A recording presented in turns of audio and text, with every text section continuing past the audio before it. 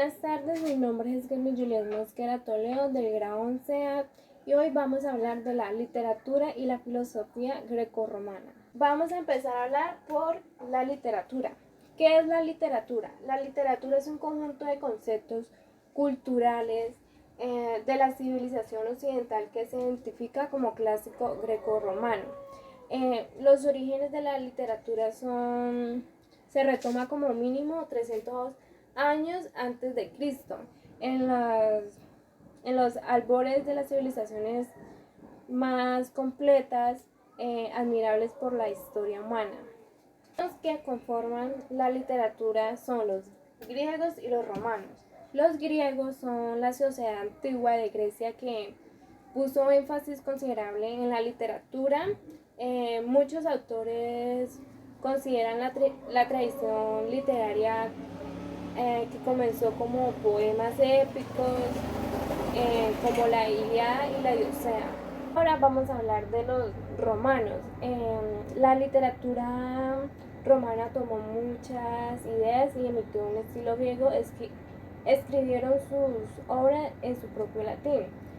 No se distinguió como por su originalidad, sino por su enorme capacidad de asimilar y imitar tecnologías, organizaciones y pensamiento de otros campos, del arte y de la literatura.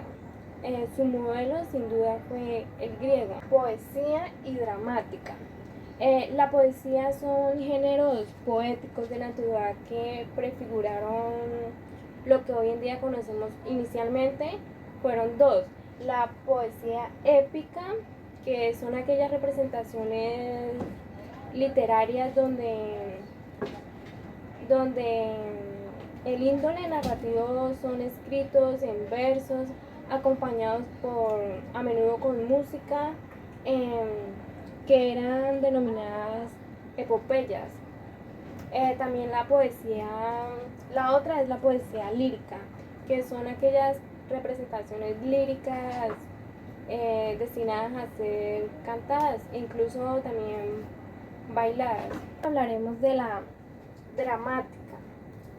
La dramática son etapas posteriores que se añadieron al quehacer de los géneros dramáticos, es decir, teatrales, que eran utilizados como en formación cívica de la polis. Otra, entre la dramática se encuentra también la tragedia. O sea, la tragedia, según Aristóteles, consiste en la representación de hombres mucho más grandes, valiosos, que era conmovedor para el público verlos caer. Eh, Otra es la comedia. La comedia, según Aristóteles, consistía en representar a hombres mucho más bajos que, que lo que son, para así poder ver su descenso. La otra es la sátira. La sátira vendría siendo la representación humorística o burlesca, cuya intención es la mofia Atena contra los poderes constitutivos. Ahora hablaremos de la filosofía grecorromana. ¿Qué es? Es la búsqueda de una explicación racional a los fenómenos naturales con influencia del pensamiento filosófico. La filosofía grecorromana fue un sistema de pensamiento enfatizado en la lógica, la empírica, o sea, la observación de la naturaleza, del poder público y de la jerarquía. Su estudio podía analizarse en dos partes. La primera es la orientación ecléstica, que ecléstica se entiende por eclecticismo el procedimiento que consiste en seleccionar determinados principios o ideas de diversas doctrinas filosóficas. La segunda se enfoca en las aspiraciones religiosas del imperio.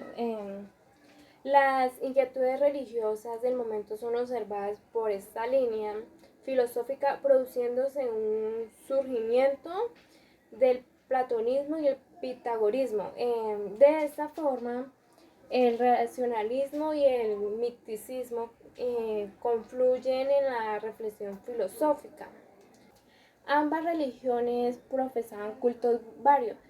Dioses, es decir, como tanto los griegos y los romanos eran politeístas, el estilo de vida de los griegos y los romanos hizo un prosfilio al desarrollo de las corrientes del pensamiento sobre el comportamiento de la naturaleza.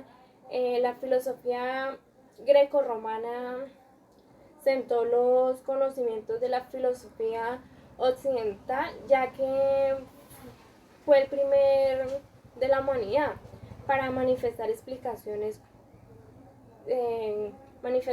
coherentes sobre el funcionamiento del mundo y sin la intervención de los dioses de la mitología. Los principales exponentes de la filosofía grecorromana fueron Tales de Mileto, Anaximandro, Heraclito y Sócrates, Platón, Aristóteles y Zeno, que heredó la filosofía grecorromana del pensamiento filosófico.